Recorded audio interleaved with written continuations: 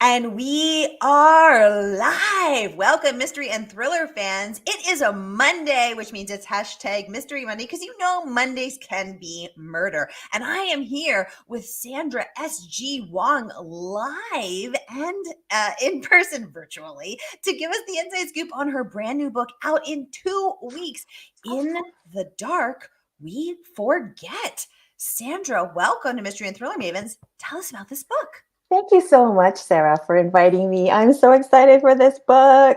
Okay, so the premise is a woman wakes up at the side of a mountain highway with no recollection of who she is, how she got there.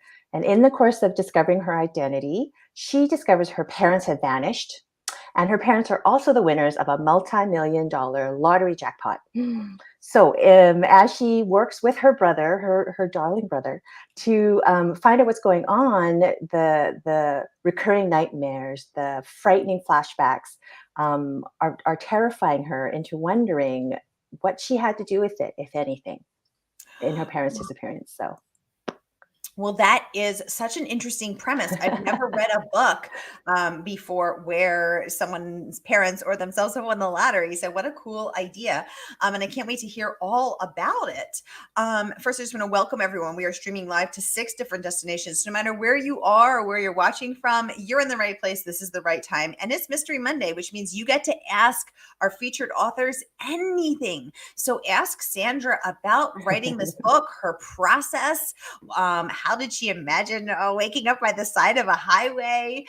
We have so many delicious details to get into. And we have rave reviews from so many amazing authors, which I will be sharing as well, including Tess Gerritsen, Sara Paretsky, PJ Vernon, Kelly Garrett, Jennifer Hillier. Oh my goodness, so many people. So while you're all thinking of your questions, because I know it always takes me a moment, Sandra, I want to ask you, take us to the inception point, the moment. Where were you when this idea occurred? How did it pop in there? Walk us through that moment. Okay. It's a funny story. It involves my husband. We were actually in the Canadian Rockies for an anniversary trip, a milestone wedding anniversary trip. And we came around a curve in the Trans-Canada Highway. I live in Canada. And I saw this patch of sort of flattish field next to us. And the question just popped into my head. Well, what would it be like if someone just woke up there one morning and had no recollection of how they got there and who they were? What would that be like? And I just could not let go of that question for that entire weekend plus trip. Sadly, not sadly, fortunately, my husband is accustomed to being married to a crime writer. So he was so supportive. And for that whole, I think it was a 5-day trip, all I did was talk about this story idea on and on and on. And he was nothing but supportive. I am so lucky to have someone like that in my life. Oh my goodness. So so you're on this anniversary trip. You think to yourself, what if someone woke up along this deserted, lonely, desolate highway, and your husband was not at all scared? Now, if you had suggested, what if someone murdered their husband on an anniversary trip, do you think he would have been scared? He might have steered me away from that conversation much more often, I'm sure. Oh my gosh, I love it. So Sandra, let's dive into some of the amazing praise that this book is earning, kicking off with Tess Gerritsen, because you have an event coming up with her, a launch event at Murder by the Book, our favorite bookstore, on June 21st with Tess Gerritsen, who raves that this book is, quote, a chilling, nerve-jangling journey into lost memories and unforgettable terrors. Sandra Wong knows what scares us all and what we can never forget. So you're doing an event with Queen Gerritsen. Yes. So first, tell us about the event on June 21st. How can we participate? How can we be there? Give us all the deets. Okay, so all the deets are on Tuesday, June 21st, which is actually the actual release day for the book. The actual release day for the book at 8 p.m. Eastern. 8 p.m. Eastern will be hosted by Murder by the Book, as well as a Canadian bookseller called The Sleuth of Baker Street, who they are based in Toronto. And because I'm in Canada and Tess is in the States and the book is available in both countries, we thought, well, why don't we support 2 booksellers, and because we'll have viewers from both countries. So Tess is going to be in conversation with me. I don't think she's going to send me any of the questions beforehand, so it'll be as much of a surprise for me as it will be for our people who are coming to see us. So it'll be fun. It'll be fun. Ooh. We're going to be on the Murder by the Book YouTube channel. So, and I'm pretty sure we're on their events page. So please take a look there. If you're not familiar with them, I'm sure you're already familiar with them if you're watching us today. Yeah, we're broadcasting to Murder by the Books YouTube and Facebook channels right now, as well as 4 other destinations, including mine and some of my favorite reader and book clubs, Bitchy Bookworms, and my own Mystery and Thriller Mavens. So for everyone who's not watching on Murder by the Book channels, I'm going to pop the link to RSVP right here into the comments. So go ahead and click and RSVP, grab your copy of the book from here, and you will be registered for this fabulous event on Tuesday, June 21st, 7 p.m. Central and 8 p.m. Eastern. Excellent. Thanks for the skinny there on that, Sandra. Now let's get back to some of this amazing praise. So Sara Paretsky, oh my God, Queen Paretsky raves that In the Dark We Forget is a hair-raising high wire act. Wong gives us a hero whose search for her identity and the truth of what happened to upend her life reveals more than she wants to know and leaves the reader gasping. So that is high praise from one of the legends of this genre. So Sandra, tell us how do you, I'm going to pop this up for one quick moment because it's probably going to cover part of our faces. Right. What do you think how do you as a writer create a book that leaves readers, quote, gasping? So says Sara Paretsky. How do you do it? I wish I had that formula. Trial and error. Does that help anybody for me to say it was trial and error? But you do have the formula because you did it, and Sara Paretsky honors it. So I think what really helped was centering the story and having the point of view character be a woman who doesn't know who she is. So she's got to discover what happened at the same time. The reader discovers it at the same time she does. And I had a lot of fun writing that. I know I was in a conversation with Hannah Mary McKinnon. Everybody, just go out and get Never Coming Home. You will not regret it. And she was asking me about writing an amnesia character because she had done so in her previous novel. And I loved it. It was so fascinating to me. She said, oh, it was such a pig to write, which I love that expression. But I had such a fun time because I was just like discovering my character as I went. And I'm hoping that when people read it, they can sense the joy behind it. I know it's a darker book, but it really brought me joy writing it. And I think ultimately, if it's a good and satisfying book, whether it's dark or it's light, whatever your genre is, I think you can sense the joy of the writer writing it, and hopefully you can connect with that somehow. Yeah. Fabulous. Okay, Debbie has a question. Sandra, she would like to know, is the launch at Murder by the Book with Tess Gerritsen in person or is it virtual only? Thanks for that question, Debbie. It's virtual only. I'm in Edmonton, Alberta, in Canada. If you're an NHL fan, you'll know that our Oilers are in the Western Conference Finals, so you may know where Edmonton is. But if you're not, we're just in the western parts of Canada. And so it's a virtual launch because Tess, of course, is in Maine. So I just couldn't make it down there at the same time as her. But I'm so pleased that she's going to be in conversation with me. I'm so excited. Well, this will be great because this way, all of us who are not in either Maine or Edmonton or Houston, like me, who's in Boston, we can all tune in from wherever they are. Yeah. By the way, Debbie, so great to see your name pop up. Debbie was a winner of one of our giveaways a few weeks back. So, Debbie, I always appreciate you being here. Thank you for tuning in. Anissa, welcome to the conversation. I'm always so happy when Anissa joins us. She says, hello, Sara and Sandra from South Carolina. Anissa, welcome. So lovely to see your name pop up. Thank you so much for tuning in. Oh, Debbie's saying it's perfect that it's virtual because she's in Arizona. Perfect. Yay. Okay, perfect. So Debbie, we will see you there virtually as well on Tuesday, June 21st. Okay, Sandra, let's get to, by the way, anyone have any questions, just drop them in the comments. And we are here this is your chance to talk to Sandra directly. Yes. Yay. I did want to get to this fabulous bit of praise from Kelly Garrett, who is also on the show. When her book, Like a Sister, which I absolutely loved, came Mm. out. Mhm. And she also loved your book, Sandra. And she says that with In the Dark, We Forget, I'm popping this up really quickly. The wonderfully talented Sandra SG Wong gives us everything a book lover could want: brutally honest social commentary, rich cultural details, deft psychological suspense, and often heartbreaking family dynamics. The result is a story that will stay with you long after you get to the last word. I couldn't stop reading. So, Sandra, let's talk about the weaving of brutally honest social commentary, Mm. rich cultural details, and deft psychological suspense. You said that one of the keys to creating that gasping moment is letting us as a reader unravel the mystery Right. in real time through the eyes of our protagonist, who's trying to figure out first who she is when she Mhm. wakes up disoriented, and she doesn't even know what she's wearing. She's like, she thinks she's having a dream. She's very disoriented, as anyone would be. And then, of course, trying to unravel the mystery of Right. the next part of it. So you said that's one of the elements. What do you think the other elements are, in terms of, this weaving and this blending Right. of these other aspects? Yeah. So, one of the things, of course, for me that was important to me is to write a protagonist of this story, who's a Chinese Canadian woman. So, as she's navigating not only this mystery of who she is in society and who she is in the culture around her it's inescapable. So I had to put that in there. I had to write that for her.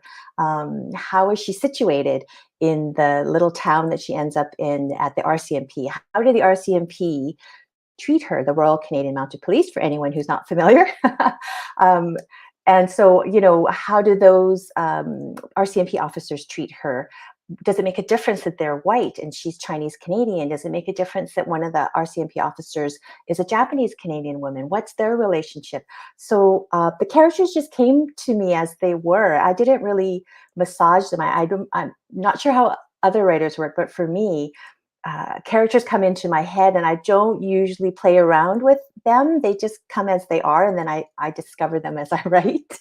So, yeah, so just to say, there's also family dynamics involved. So I think that family is fascinating for me to write about. I think that they are our first community that we grow up in, and as children, we're sort of clueless. We're just kind of navigating these relationships with our parents and siblings, aunts and uncles, extended family. I love the rich possibilities of when those relationships are really messed up. So that was something I really enjoyed exploring too, and that is ultimately central to this story for my character. Yeah.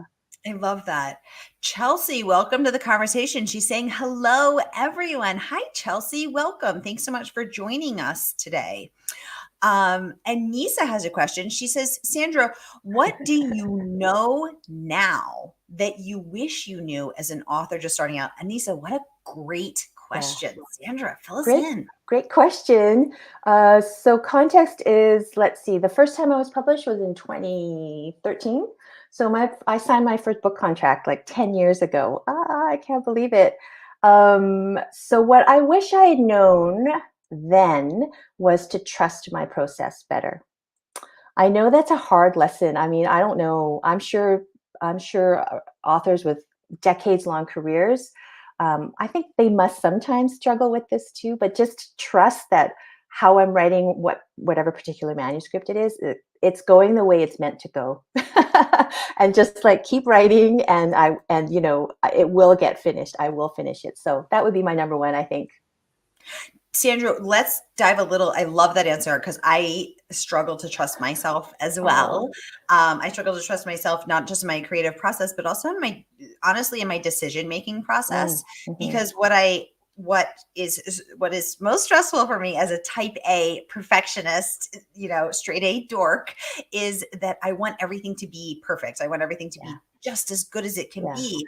And because there is no right answer in writing, it's not math. 2 + 2 is 4, but what about word choice, and what about paragraph choice, and the sheer overwhelming Right. possibilities sort of almost cripple me. So I really struggle to navigate that as well. So this is really resonating. Is it for you just trusting the creation of the work itself, or Right. is it trusting beyond that? Fill us in a little bit more even. Yeah. So in terms, absolutely.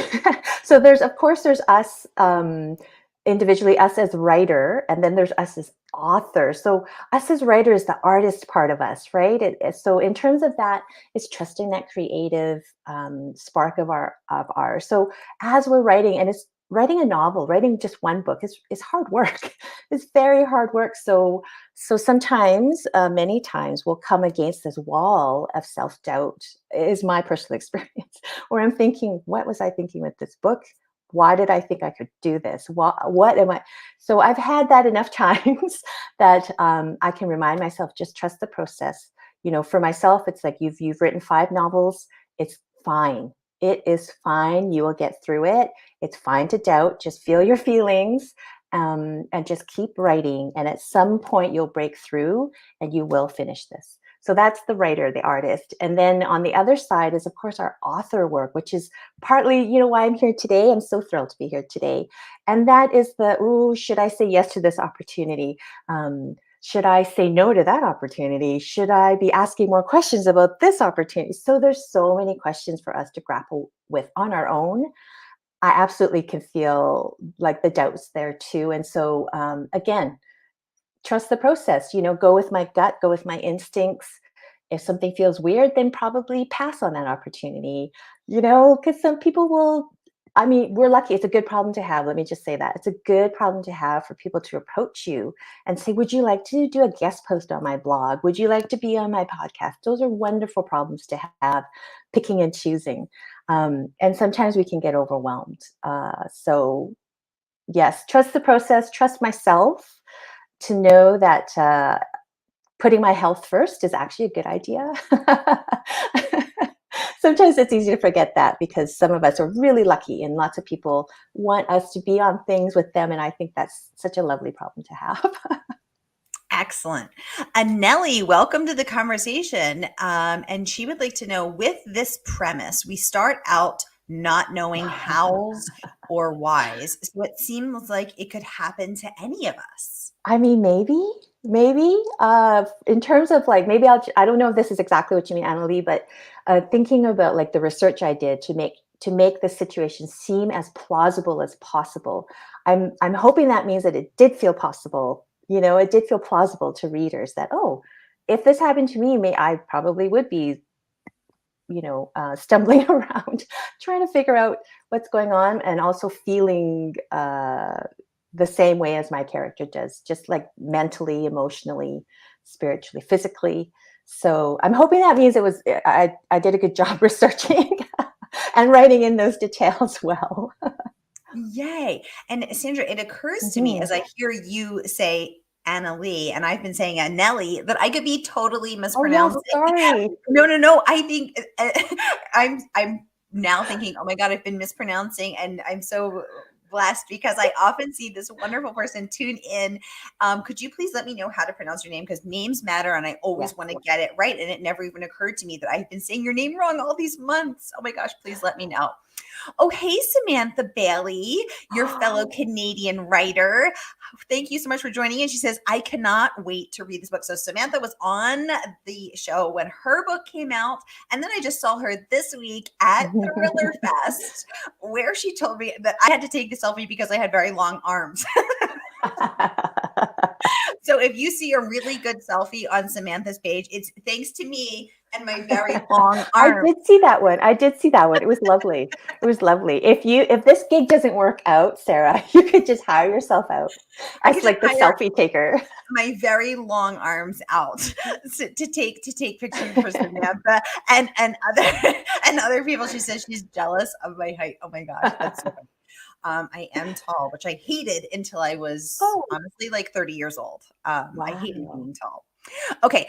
Samantha, thank you so much for joining in. So Samantha's book, Watch Out for Her, came Mhm. out just a few weeks ago, and now tuning in to hype you up, Sandra Oh, Wong. Sam, thank Um, you. It's actually on the top of my TBR right now. Let's watch out for her. So, Oh my gosh, it is crazy. You're gonna wanna lock all the doors and windows. You're gonna turn off your if you have an Alexa, if you have a puppy cam, you're like I do to keep an eye on my dog. Anyway, ooh. oh my gosh, yes. So Sandra, let's Mm. another person that Samantha and I were just hanging out with at Thriller Fest was Jennifer Hillier, and she's Samantha's sending us all the love. Thank you, Aw. Sam. Um, and Jennifer Hillier was also hanging out with us at Thriller Fest, and she also chimed in with this rave review, saying that your book is a terrifying journey through one woman's nightmare as she struggles to remember who she is while unlocking her family's dark secrets. Wong's brilliant prose will keep you riveted into the very last shocking page. Okay, let's dive into this. First of all, did you know that what was going to happen on that last shocking page when you started writing, or did it take you by surprise, make you guess as well? I did know. So I am a writer who likes to outline my stories before I start drafting. So my outlines are very detailed, and I see my stories sort of like movies in my head. I'm sure I'm not alone in that as a writer. And so then I like to write my outlines scene by scene as things happen. It's very linear, which may be very boring for some people, but it works for me so far. And so before I start drafting, I have to know what's happened before I feel confident to start drafting. So I did know. It doesn't mean it didn't change a few times. It did. What happened was it changed how I presented it, maybe. That's more accurate to say. I knew it was going to happen, but I didn't know how to present it exactly the way it did end up on the page in the final product. That took a few tries. Yes. So, yeah. Okay, so you did know the ending, but how you Mhm. presented it changed a few times. Okay, Yes. perfect. Thank you for that. Let's dive into the second part of Jennifer Hillier's review, saying that talking about your brilliant prose. So I noticed that as well. There was Oh, thank you. a poetic and lovely cadence to your description, even from the very first page where you're describing the slippery fabric. I love to hike, so I knew as you described it, I'm like, Ah. oh, I know that hiking fabric. Or when you were describing the texture of the rocks, or when you were describing the landscape or her disorientation, so many things. You have a very beautiful prose, Oh. as Jennifer Hillier says. So let's talk about that. Does that pour out of you after you do this very detailed outline? Is it beautiful when it comes out, or do you have to go back and sort of polish it and make it beautiful? I think I'm lucky enough to say both, depending on the point I am in drafting. Sometimes I can do a very detailed description right in the outline as well, because that's how the scene is occurring to me, and I don't want to lose a detail, so I'll put that in the outline. But of course, it takes a lot of rewriting. I probably the finished product of this book, it might be draft, I don't know, 12 or 13. And I know that's a small number for some. I remember listening to Lou Burney, the amazingly talented Lou Burney, say, 20 something is his draft number. And I was like, I think I would die. I don't think I could stay with a book that many drafts and not go completely insane. But for me, 12 or 13 is a lot. So it's just, and I'm just so touched, Sarah, that it really connected with you, because I do aspire to a poeticism, and that in the trenches of writing, sometimes it doesn't happen. Yeah. Sometimes you feel a little bit like a monkey, just okay, just get it done. Yeah. But I do have to go back and polish and think, does that describe the scene that I remember in my head? So I'm really just Mm. trying to describe what I remembered for that scene, and hopefully using words that are evocative for readers. So I'm so glad that connected for you and Jennifer. Yeah, both the prose and the cadence I noticed. Because when I Mm. was hearing it in my head, it had a certain lyrical Oh, rhythm that wow. I enjoyed, because I am a person who I know there's a lot in the mystery genre. There's a lot of focus on the twist, the gotcha, the I Yes. never saw it coming. And for me, I don't that does matter, but I Mhm. like to revel in a beautifully crafted sentence or a beautifully crafted Yeah. paragraph. I like Me to too. pause and reread it and sort of let it soak in and let it marinate. So I really liked Yeah. that. Thank Um, you. okay, Sandra, you were right. It is Anna Lee. It's Annalie. Anna Lee. Okay, perfect. It's Swedish. So thank you so much. I will be saying that right from now on, Anna Lee. And I'm sorry I've been saying Anneli. I don't know. This time I will get it right. Names matter. Anna Lee says she is very much looking forward to loving Oh, through this book. thank Yay. And you you. are going to, oh, she said living through this book. Um, Annalie, thank you so much for letting us know that. You are going to enjoy it, I think, as I did. Trust. And I want to let you guys know the book is not even out yet, so it comes out in 2 weeks. And here's the link where you can pre-order. I'm going to post it right here, so you can click it, you can pre-order it, and the good folks at Murder by the Book, our favorite woman-owned independent bookstore, we'll send it out to you on 2 Tuesdays from tomorrow. So um, grab it while you can. All Thank right. you, Sarah. We have 5 minutes left, only 5 minutes. So I think we can take at least 3 more questions. So go Okay. ahead and get those questions going in the comments, everybody. Now, in my private Facebook group, Mystery and Thriller Mavens, all are welcome, free and open to all. I let people submit questions in advance for people who are, I don't know, working during the middle of a Monday. So let's take a few of those as Mhm. well. So, Mary would like to know, what's your best advice for aspiring writers? Oh, first of all, if you are writing, you are not aspiring. You are already a writer. That's what I would say. And finish that book. Whatever idea you have, just plow through the hard parts and finish it. And after you finish it, let it sit for a while, and then go back to it to rewrite. Every book needs rewrites. I think every book needs rewrites. So that would be my advice. I love that, and I like that you said if you're not published yet, that you're still a Yeah, writer. I think you yeah. need to take that out, and it's more empowering. So thank you for that wonderful answer. I have a few more that I want to get to, but I also want to be sure to share this wonderful words of praise from Lori Raider Day. Because she also loved what you did, Sandra. You got so much. Oh, Oh I my know. goodness! Up, we have to pause. Queen Clark has entered the chat. Tracy. Tracy Clark, who I just saw as of last night, is up for a Seamus. Tracy, Yes, congratulations! So I amazing. love Tracy Clark. I love her books. She came on Runner came out last summer, and she's coming on again in December, and I just can't wait. Tracy Clark would like to know, Sandra Wong, what's your advice for pantsers? I'm a pantser too, Oh, so I'm listening. okay, okay. I think, um, again, trust your process. I know because I have done a few short stories and things where I just pantsed it. When I just started writing and I didn't have an outline, and I definitely got into corners and meandering and just keep writing, just keep writing, just keep writing. And eventually you'll have that draft done. I don't know. I'm not a great pantser, so I don't know if I'm the best person to be giving advice. Tracy Clark, the Tracy Clark. I think you're doing great. Your books are amazing. You're an amazing writer, Tracy. Wow. I love Tracy's books. They're so powerful, Yeah. and I'm so excited to see her honored with a Seamus nomination, among others. Already an Yeah. award-winning author, Queen Clark. That's why we call you Queen Clark.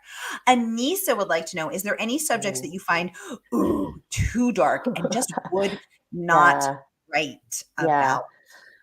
I don't think I could write about any sort of exploitation or abuse of children. I cannot go there. I think that there are many authors who do a great job of being sort of like sensitive to victims and survivors of child exploitation, child abuse, but I don't think I could do it. I think it would break me. Yeah, too dark for me. Anissa, that's a really cool question. Thank you so Yeah. much for being here and thank you for asking it. Tracy says that she is stuck right now. Tracy, first of all, thank you for saying that, because the fact that Yes. you are feeling stuck gives my mortal little heart hope, because I feel like I just picture Tracy Clark sitting at her desk, just like, like Yep. speed typing her little finger flying over the keyboard, never stuck. So I think I'm shocked. I feel like she's just saying that to make us both feel better. But Tracy, tell us what you do when you are stuck. Because Mhm. I Reach know I out, feel Tracy, stuck a lot. reach out to me offline and I'll help you. I'll talk it through. Sometimes you just need to talk it out, I think. Yeah, exactly. And I think something that I always do is I always come back to my intention. You Mhm. know, what is my intention for this book? What is my intention for these characters? What do I want to convey? Why do I want to tell the story? Why am I telling this Right. story? Oh my God, Tracy, I can't. Is this for your book in December? Or is that one done? Let me know. I can't wait. I'm so excited. Yeah, the new cover is amazing. Oh my God, she's amazing. Tracy says she paces. Oh, just like a like a rapid just back and forth across Right. your office. She says nope.